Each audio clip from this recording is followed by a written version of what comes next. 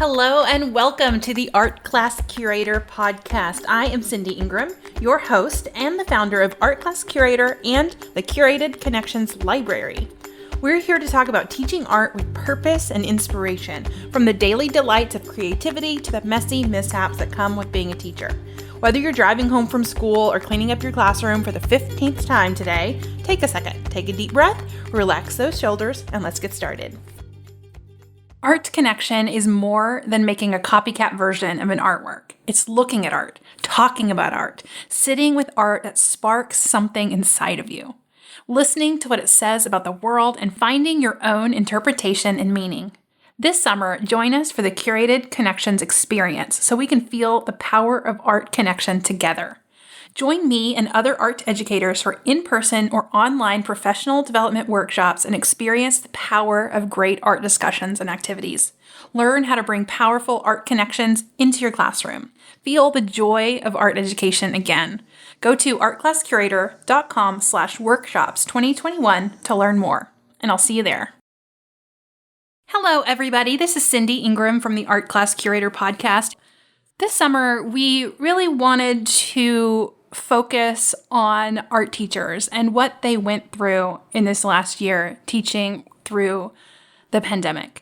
It has been a rough year for everyone, from teaching on a cart when you normally have a classroom, to teaching more students because now they're all online, to teaching in-person kids at the same time as your remote kids, to teaching outside only because of the air circulation, to, so many different stories. Every teacher has a different story on what they were faced with this year and what they went through. And we really want to acknowledge all of you for everything that you have gone through and talk about it, and also celebrate that you made it through. You've made it through probably one of the hardest teaching years you're ever going to have. And now, looking forward to the new year, we're thinking about, what did we learn this year that's going to change our teaching moving forward? What are we going to stop doing that we used to do? What are we going to start doing that we started doing and realized that it worked really well? So I think a lot of us are wanting to take back our joy, reconnect with art, reclaim our power as teachers and as individuals. And we can do all of that by first reflecting on what we've gone through, reflecting on the lessons learned. So I am so excited to welcome my very first guest in this series of celebrating art teachers. And today I have for you an interview with Mary Greim-Gallo, who is a K-5 elementary art teacher in Rhode Island. And I loved my conversation with her because she shares a love of teaching with works of art, and you'll see that come through. But also she had some really powerful realizations about her students this year. She had powerful realizations about social emotional learning. She had really great success introducing works of art to her students in an online format. So I really enjoyed this conversation with her, and I hope that you do too. So welcome to Mary Greim-Gallo. I am so excited to welcome Mary Greim-Gallo to the podcast. Thank you so much for joining me, Mary. Well, thank you for having me. So we're doing interviews with teachers this summer to talk about how the year went. And before we get started into that, can you give us an overview of who you are, where you teach, what grades do you teach? My name is Mary, and I teach in Cranston, Rhode Island. I've been teaching elementary school for about 23 years. I've taught in Cranston. I also taught in Las Vegas, Nevada at the beginning of my career. I've mostly always done elementary, although I have done middle and high school also. Awesome. What made you want to be an art teacher? I love art.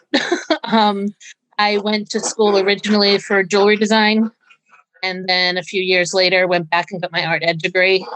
And it's just, I love sharing art with kids and watching the light bulb go off. And it's exciting. So can you kind of give us an overview of your overall feel for your classroom? What's your teaching philosophy? What kind of lessons do you typically like to do before this year? What was your teaching like? Since I started teaching, I've always loved bringing art history into my classroom. I loved talking to kids about art.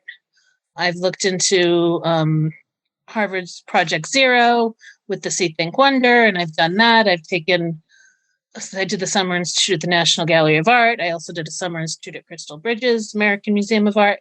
And I just love that the kids, how they just express themselves and talk through looking at the artwork. Like they relate it to what they're thinking about or go. And I love that interaction. And like I said earlier, I love when that light bulb goes off and they just like can't wait to talk. Their hands waving in the air. Yes, And I love that too. So I've always brought some sort of artwork into my classroom, whether we've just talked about it for a class period, whether we've talked about it and then done a piece of artwork on it, talked about it, wrote a poem about it, talked about it, just even told a story about it. I've always started a lesson. Probably 90% of my lessons start with a piece of artwork. I love that because you don't often hear that from elementary teachers because of the lack of time that elementary teachers have with the students. They feel like they constantly have to be making something.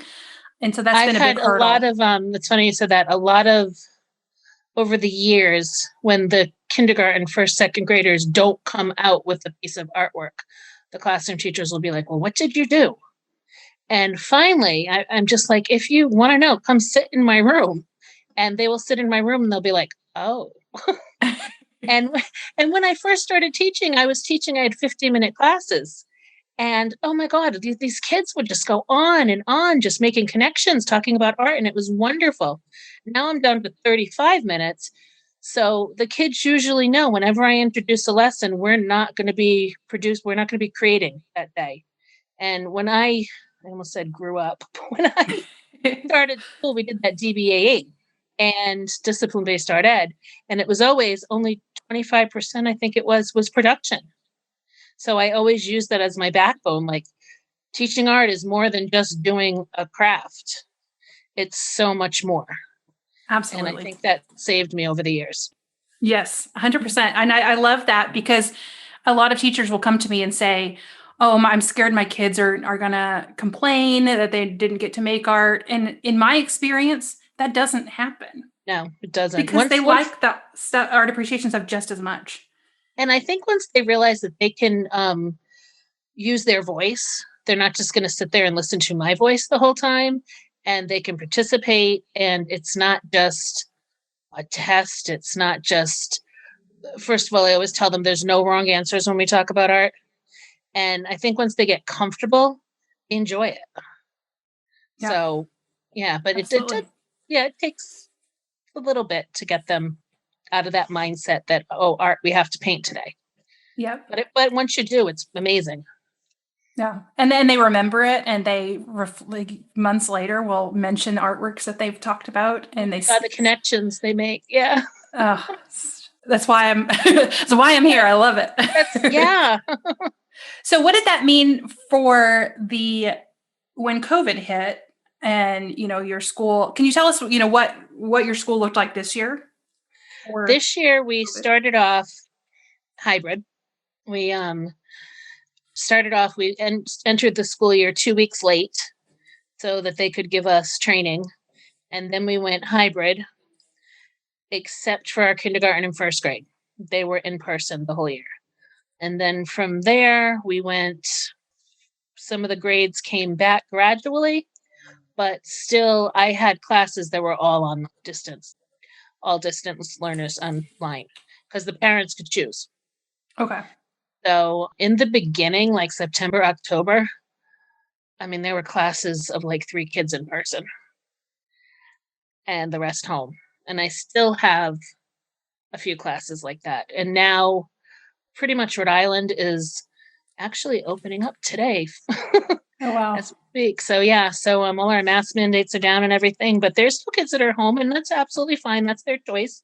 So it's been kind of interesting. And actually it's been nice to use the different thinking routines talking about art because it's a great thing that the kids can participate in that are at home and at school, not worrying about what kind of supplies they have.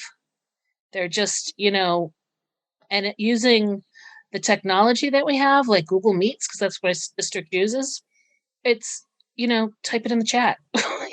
you're not, nobody is talking over each other. No, it's just, I don't know. It's kind of interesting. And they see and hear more because it's typed. So they're getting more out of it, I think. Oh, I love that. Well, do you know what it is? They're seeing, they're keeping their cognitive what everybody else is writing, and they're watching that, and they're just paying attention more. I don't know. It is kind of interesting. So I will keep using Google, in other words, to keep doing this, because I don't know. I hate to say they're more focused on the computer, but don't tell anyone I said that. but it's true. She says in a podcast interview. I know. No, but you know what it is? It's their world. It's what they're used to. It's what they do every day. So you fight it for so long, but then I think this year everybody just kind of you had no choice.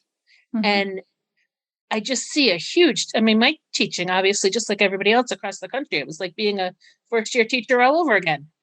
You had to reinvent the wheel. And this is one thing that I really, I enjoyed doing with my kids online. Looking at artwork and talking about it. I think another thing, too, is when it's on the screen, they get to see it more clearly than if it was projected, or if they're looking at a thing you're holding up. They really get to see the details in the exactly. In the work. Yep, and you're absolutely right. It's up close and impersonal with them. Yeah, when they because it's right in front. Yeah, that's great. So, can you think of one particular lesson that you did with a work of art that went really well this year? An example? Or a really cool connections that kids made? I did show them Charles Demuth, Figure 5 in Gold. And we did an illustration project based upon that. And then we went on a virtual field trip. And I can't remember the name of the painting, and that's awful, that the docent on our virtual trip showed the kids. But one of my kids just had to raise his hand and say, that reminds me of Figure 5 in Gold, because look at the fire truck. And then he said, do you think the artists knew each other? And that was, I was like, because I always talk about artists that are painting in the same style, how a lot of times they knew each other and they shared studio space and they talked about their artwork. And and that was a fourth grader. That was like a 10-year-old that said that. And I was just like, oh my God. And he remembered the title. He remembered the title and I'm just like, oh my God. So when you think about it, all of those kids, so you're seeing K through 5? K through 5. And you see them year after year. And if you show them, 10 artworks in 1 year and then 10 artworks, they're building this library within them of all of these connections by the time they're fifth grade. The virtual field trip we went on, we saw one of Yayoi Kusama's rooms. And I had shown them that 2 years ago. And I didn't say anything because I wanted to see if they'd remember. And we know this artwork. We've seen this. Mrs. Gallo shown us that. And I'm just like, oh my God. And they do. And the other thing that was kind of interesting is because now this year we were in their homes. One of my students that I've had for the last 4 years, where she sat, she had a wall behind her of her artwork through the years. And I was just like, it was framed. And it was all behind her. It was in her room. And I was that like made me melt. It was just like, wow. Yeah, so many elementary kids just throw it on the trash on the way out. And so that just like made me, Oh, that's wonderful. So did you use the Spark hybrid learning curriculum this year? Okay, I used a little bit of it. I liked the artwork that you chose. I'm elementary. Mm-hmm. So it was kind of like I had to pick and choose, because what I've noticed, and even I've also done quite a few museum Zooms throughout quarantine, whatever, and they'll say it's, for art teachers and blah, blah, blah, and it's used in your classroom. But the one thing I noticed, and I had a conversation with this actually with the woman at Crystal Bridges, is artwork is regional. There's artwork that you can show, for instance, to a child, I'm using that as an example, in Arkansas, that is going to mean something to a child in Rhode Island.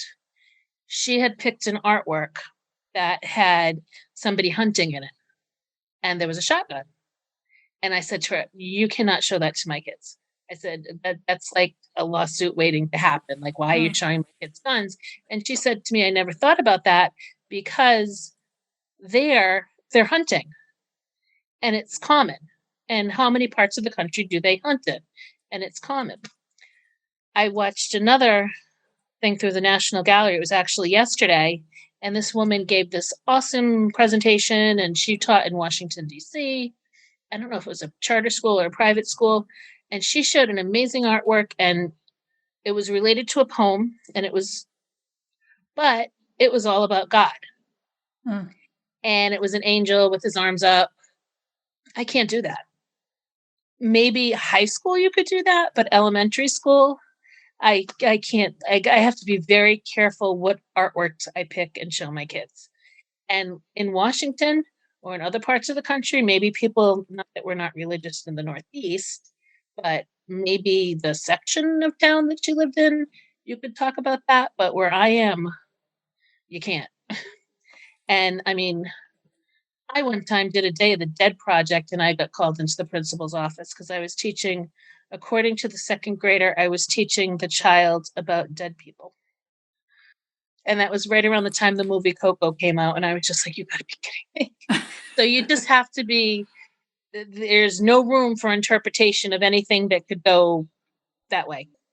And I did like a lot of your worksheets, and because sometimes I feel, I mean, I could show them artwork every day of every class and be fine with that and know that they'd be getting something out of it. But I mean, if you do it like 4 or 5 times a year, and then teachers are kind of like, what are you doing? You know, the worksheets are great because some of them were just, adjectives they had to come up with, or something really simple that I could hold on to, like for data collection. Like, we're really doing something. Like, we're not just, no, I just didn't put a piece of artwork up in front of the room and walk away. Like, we're actually, you know what I mean? And I had that to hold on to. So I did like a lot of the worksheets. And plus I did, although with COVID, we couldn't really use handouts. And some of my schools are not one-to-one. I'm at 4 different schools. Oh, wow. Oh, this year has been interesting. And some of them are not one-to-one. So in order to do a handout, it would have to be projected. Some schools, I don't even have projection capabilities. So that's why picking my lessons, it's kind of like if I'm going to do a 3rd grade lesson, I want to do it across the board. If I'm going to do a 4th grade, I want to do it in all my schools. So there's a lot of planning that goes into it. Yes. Wow. Is it only this year you're at 4 schools, or were you at 4 schools? This year, my schedule changed. Usually it's 2 or 3, but this year, 4. So, oh, wow. 700 kids. Yeah. That's nuts. Yeah. So how do you use artworks to introduce the projects that you do? What kind of connections do you make from the projects to the artwork? Usually I'll introduce an artwork. One thing I've learned over the years is not to tell them right off the bat the name of the artwork. Yeah.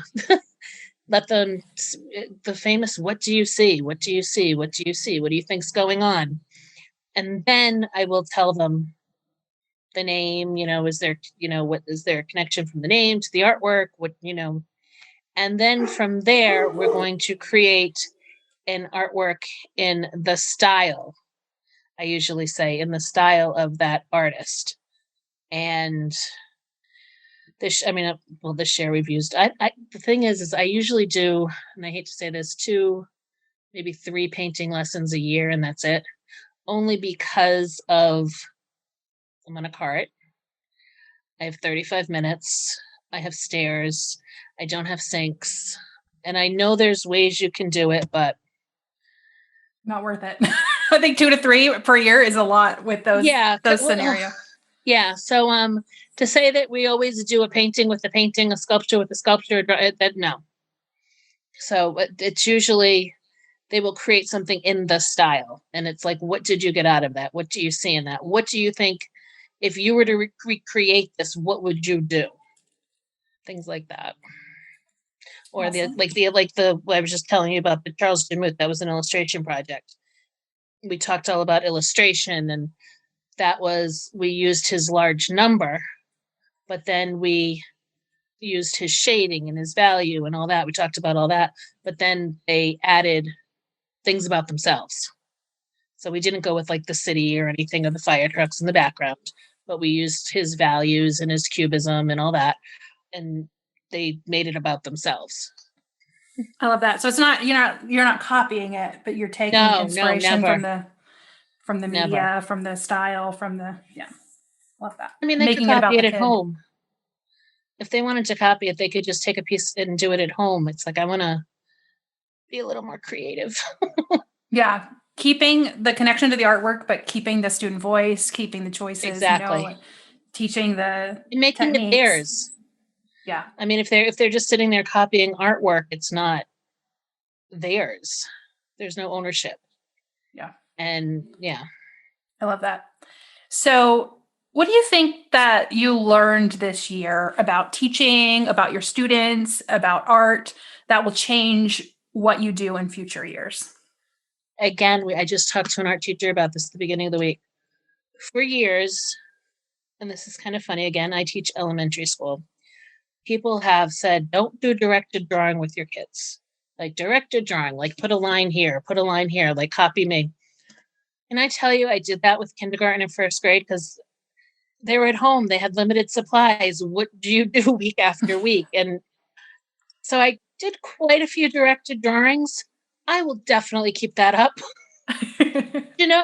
and because after we did it, like say we drew a dog one week, and we always gave them choices, what kind, I'm going to show you this, but you add what you want to it. Where is it? Like say a dog, for instance. Where is the dog? What background? Which kind of background you're going to give it? What does the dog do? What does the dog eat? Does the dog have friends?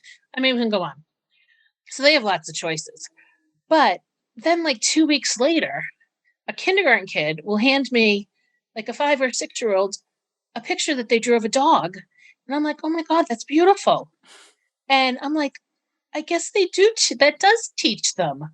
And it was always like, let the kids have a voice. Don't, do directed drawings. But that's something I did a lot of this year. And that is something I definitely will keep up with the little kids, especially with the little ones, because it really, placement on the paper. We're going to put a circle in the middle of the paper that teaches them to use the whole paper to center. If you want to center something, or if you want to put it off to the side, then we'll draw something. And it's like, okay, we got to draw something on the bottom because we can't have it floating in the middle of the paper. And then I had one kid, because for some reason this year I really stressed horizontal and vertical, holding the paper with my kindergarten kids. In January, a child said to me, 6 years, 5 or 6, again, kindergarten, Mrs. Gallo, can I hold my paper vertical instead of horizontal? I was just like, sure, do whatever you want. But like to like use, that's the other thing I did, is I started using words that I never used before with the younger kids. Like a lot, not like I would normally, like you'd introduce a principle or an element and use it, and then, but this year I was just like, variety. I don't know how many times I used that. Proportion. This is the foreground. This is the background. This is horizontal. This is vertical. I'll get some values in there. Don't just color with one. You don't just color one color, and like one color, whatever. And they really picked up on it. Like I was always thinking, oh, they're 5, they're 6. I'm just going to teach them the basics and go from there. But they're sponges, those little ones. That's so funny. My husband and I were having this conversation just a couple of days ago. My kids are 3rd grade and 6th grade. And we would call things not by their names, by what would make it sense to the kid, like the coffee table, like we called the brown table for a long time. And so we still call it the brown table. Oh, that's and we were funny. like, why do we do that? Yeah. And why don't we just call it the right name? Oh, well, it's like, instead of saying like lights and darks, like do a light red or do a dark red, we're going to use different values of red. And I'd do that with like 4th and 5th grade, but I never would have variety. We're going to use a variety of colors instead of we're going to use a lot of different colors. And I don't know, I think I was just sitting at home bored teaching. And I'm like, let's use some fun words and see what happens. And Yeah, they instead of caught saying on. hot dog fold or Oh, hamburger I fold, hate just say that. the right word. Oh my God, I hate that. I prefer up and down and side to side to hot dog and hamburger. Yeah, I love that. I think in general, a lot of teachers underestimate what their students are capable of. And that in regards to the vocabulary, but also in regards to like their ability to connect with works of art and talk about works of Uh-huh. art. They're like, oh, my kids can't talk. That's too above them. And I'm like, I Exactly. really disagree with you. Oh, Give them a I chance. teach at all Title I schools. My Yeah. kids are not museum going kids. Like they have never been to a museum in their life. And between now and high school, I don't know if their parents will ever take them. But the conversations some of them have, oh my God, it just blows you away. I don't know. It is amazing. And that's what makes me do it every day, especially after this year. Yeah. There's nothing greater than having one of those really powerful conversations with kids. It's like, I don't know, it's like a drug, just like really No, it like is. exciting And and you know what it is satisfying. too? And It's like you have that quiet student that I always stress that we're all, and and the great with diversity, we're all different. Look around the room. Everybody's different. Everybody looks different. Everybody talks different. Everybody thinks, feels, and everybody has a different voice. Everybody's going to think different. We don't have different brains. So if you're not going to say the same thing your friend sitting next to you says, but neither one of you are wrong if you're telling how you feel or what you see.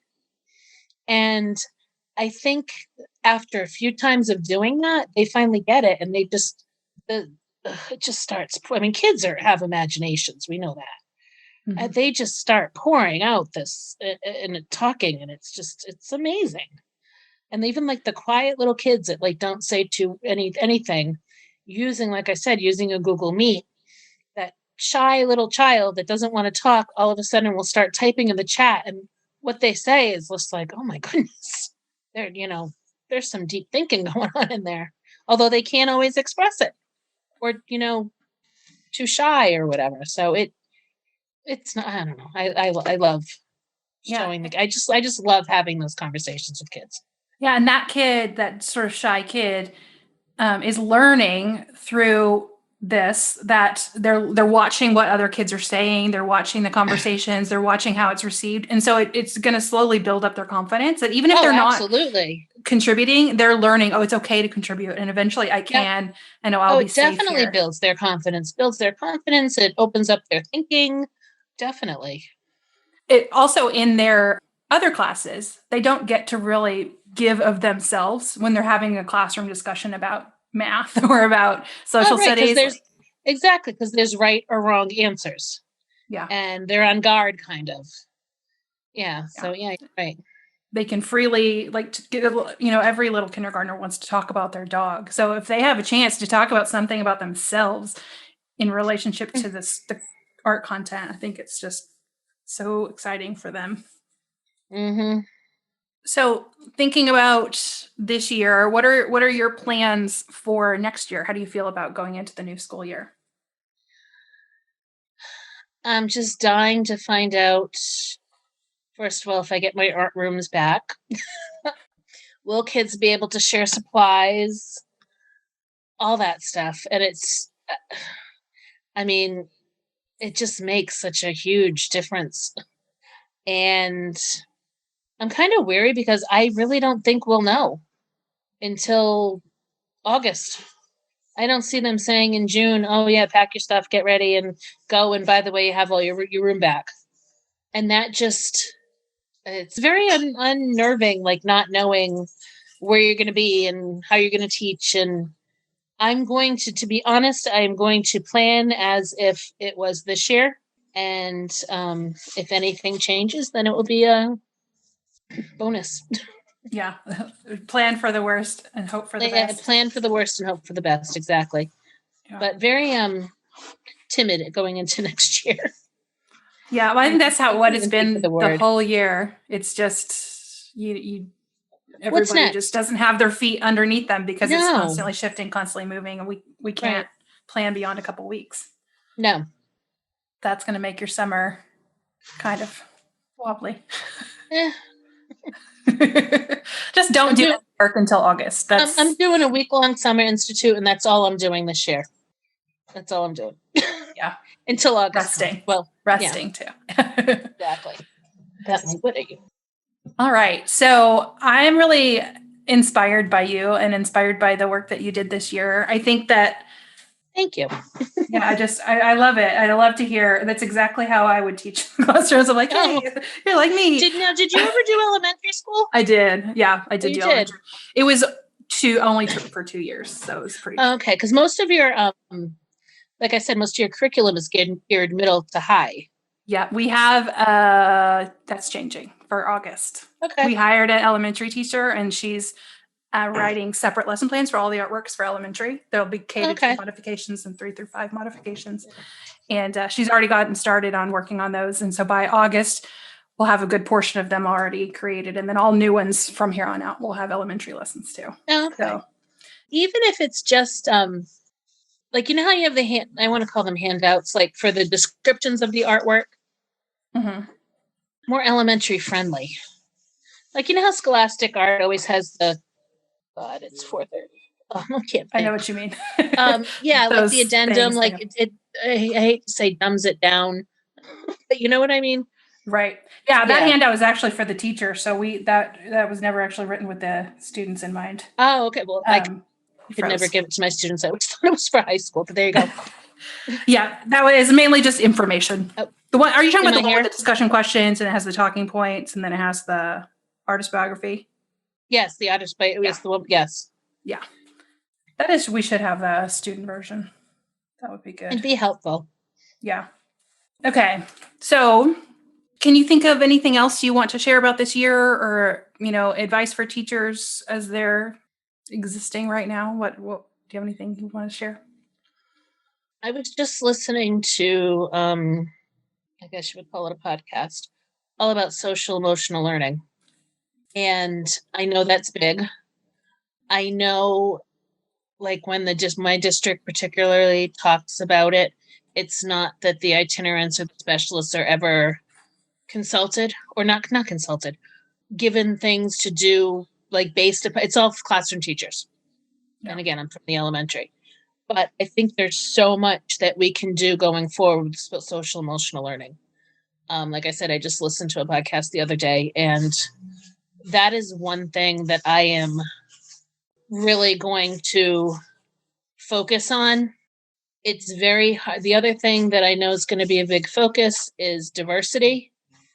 Being an elementary school teacher, having 35 minutes for a class. I'm actually doing a summer institute this summer on teaching diversity through works of art. But that's something I don't think I am that comfortable touching on, because it's only we have very small classes. And that you'd never want to not hear a child's viewpoint if everybody else can speak. And in 35 minutes, I don't think it would be fair to the whole class for that. So that's one thing I'm going to try and stay away from, but I am definitely going to do some social emotional learning. And that's one thing I want to plan. I've also, I did mandalas during, when we were in quarantine, and I know that there's so much more out there. I just don't know about it. Right now, I don't have time to look it up, but that is one thing I will be doing this summer, is because I do want to put that into all of my grades. And I know there's things you can do with art. How does the artwork make you feel? How do you think? I did a whole thing in empathy. The photograph, Dorothea Lange's Migrant Mother. And it was wonderful because the kids, how does she feel? How would you feel if you were one of those children? What would you, and it's just getting all their feelings out and knowing it's okay, that everybody's feeling the same thing. And I think sometimes that just really needs to be, the kids just really need to express that and see that they're okay. Yeah, I think so many, same boat. So many kids are taught that strong emotions are bad, and that you need to, anytime you're feeling something, you need to stop, because it's inconvenient everyone around you. And so I think that we've done a disservice to a lot of people in this world, me included. That well, so you're probably close to my age, our generation. Like, don't cry, don't feel this, don't feel that, hide it, don't talk about this. Yeah, and now I think it's a time where, yeah, that was fine and well, but now it's a time where these kids really need to talk about how they're feeling and know that they're not alone. Absolutely. And express how they're feeling. And I mean, and also too, I mean, there have been times when I've done that this year, last year, 2 years, 5 years ago, and something will come up that a child will say, and I know I can't handle it. I'll always go to the social worker or the guidance counselor, and different things come up in art constantly that I'll constantly, a couple of times a year, I'm, going to the social work, and that's something that would not have normally come up, and that child might not have been helped if, I mean, I don't want to make myself, ill if I didn't do that, but seriously, Yeah, no, I get we it. didn't talk about that in art class, that never would have came up. And it's usually the quiet children that just sit and suffer and don't understand. And so that's another thing. So I don't know. Going forward, I'm definitely going to this summer research a lot about social emotional learning, and not just research about it, just research artwork that can be used to talk about it. Research artwork appropriate for my children to talk about social emotional learning.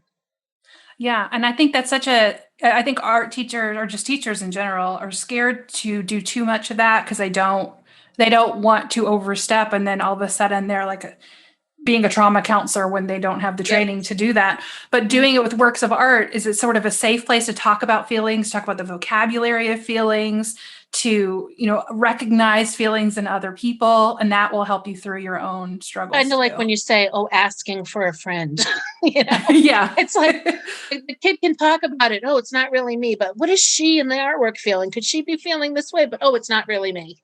Yeah. But when you hear it, that it's like, I need to talk to somebody about this, pass this information along, because believe me, I do not. No, we do not deal with that. We cannot deal with that. And there are people that are trained, and that's what they're there for. Yeah, but we can teach them sort of solid foundational skills on how to manage their emotions and think about emotions. And oh yes, yeah, yep. And everybody feels emotions too, and it's okay to feel sad, and it's okay to be sad, and it's okay to be happy, and it's okay to be both at the same time. All these exactly. Yeah, emotions are there, and we can feel all of them. Yeah, they're not going to hurt you. They just come and go, and you just learn to do it. I love that. Well, I always ask everyone I interview one final question, and it is, which artwork changed your life? I have two come to mind. Wassily Kandinsky. I'm going to say artist, not artwork. Is that okay? That's fine. Yeah. Wassily Kandinsky and Georgia O'Keeffe. Okay. And can you share a little bit about what about? Georgia O'Keeffe was just very very soft, very feminine, and that's okay. Like, as a woman, that's okay. And it's okay to express yourself through art and express yourself as a woman through art. That was okay. Wassily Kandinsky, because I hope my high school art teachers are listening to this. Art isn't just drawing a picture. If you want to take a picture, take a photograph. My God. And it's not just, seriously, if you want it to look realistic, if you want to do photorealism, take a photograph. And Wassily Kandinsky was just like, that is beautiful. And like I said, Wassily Kandinsky, because he created great art, and it was just the colors, the lines, and just everything together was like, wow. And I love color. I mean, I studied color theory a little bit, and I just love that. And it's like, that's art too. It's not, like I said, it's not just, and that's one thing I do with my kids. Art is not just drawing. And I think a lot of art teachers years ago, draw. If you can't draw, you're not an artist. And that is totally not true. So, and I think that's important to tell kids. Because, I mean, you could be a 3D artist. You could be, God, now you could create on a computer and be an artist. But that's something that when I was in school, it was always draw. And I think when I saw Wassily Kandinsky, it was just like, wow. Yeah, it just opened you up to the possibility of Exactly what artists are. Yes. That's beautiful. I love both of those stories. I'm going to reflect on your Georgia O'Keeffe one because I think that was a and there's a whole woman that wrote. I just read. There was a woman that wrote. She wrote an article about women during wartime became artists because the men were overseas. So women painted signs, women did all these wonderful things. Women were photographers, reporters, journalists. Like I said, painted signs, planes, car, like everything. Women were artists. Then all of a sudden the men came back and there were no more women artists. So this woman wrote this article in the 70s, and it was all about what happened to the women artists from World War II. And at that same time in the 70s, of course, with all Gloria Steinem and all that, women were emerging. And it was a very interesting article. I'll email it to you.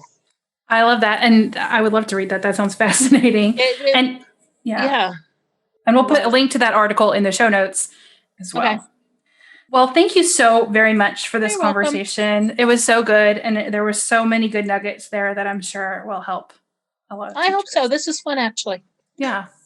Awesome. I never talk to people about art. Because again, elementary, you're in your little corner, and I might be 4 different schools, but I never see another art teacher. Yeah. Yeah. That's great. I'm glad you got to talk about art. Yes. Thank you. Thank you so much for listening to my interview with Mary Greim-Gallo. She had such amazing things to say, and her passion for sharing art with her students is very, very inspiring to me. So I hope that it was for you as well. Now, you heard us talk about the membership in the podcast episode, and we talked about how we have brand new elementary lessons that are being added to the membership. And we are also, I'm pleased to say, completely restructuring and redesigning the membership. It's going to have a gorgeous new look with some amazing new functionality to it, like some opportunities to share your students' work and to comment on some of the lessons to tell people how it went. We're adding some new filtering capabilities. We're adding videos to the artwork lessons. So if you're interested in checking out more about the membership, we are opening the doors in August. So stay tuned for that. But you can get yourself on the waiting list now so you can make sure that you find out as soon as it's open, and that you can get on the waiting list at artclasscurator.com/join. And also by joining, you'll get a free lesson from the membership as well in your email. I can't wait to share with you all of the new work that we're adding to the membership, all of the value that we're adding. I think you are going to absolutely love it. And especially like what Mary was talking about with art selection and how it's so hard to find works of art that are right for your students. Well, we have over 160 lesson plans for different works of art in the membership, and it grows every single month. We add 4 new lessons every month. And so you will find so many different options for your students to help them have these powerful art connections that we talk about at Art Class Curator, that Mary talked about in this episode. So again, you can get on the waiting list at artclasscurator.com/join. Thank you so much for listening, and I will see you again next week. What's keeping you from showing more artwork to your students? Do you get stuck trying to choose a work of art, or do you fear your students will ask a question that you don't know the answer to? Have you tried to start a classroom art discussion but didn't know what to say or how to get your students talking? Are you worried you're going to spend a ton of time researching and planning a lesson that none of your students are interested in? That's why we created Beyond the Surface, a free professional development email series all about how to teach works of art through memorable activities and thoughtful classroom discussions. With Beyond the Surface, you'll discover how to choose artworks your students will connect with, and learn exactly what to say and do to spark engagement and create a lasting impact. Plus, you'll get everything you need to curate these powerful learning experiences without spending all of your time planning. Sign up to receive this free professional development email course at artclasscurator.com/surface. Thank you so much for listening to the Art Class Curator podcast. If you like what you hear, please subscribe and give us an honest rating on iTunes to help other teachers find us and hear these amazing art conversations and art teacher insights. Be sure to tune in next week for more art inspiration and curated conversations.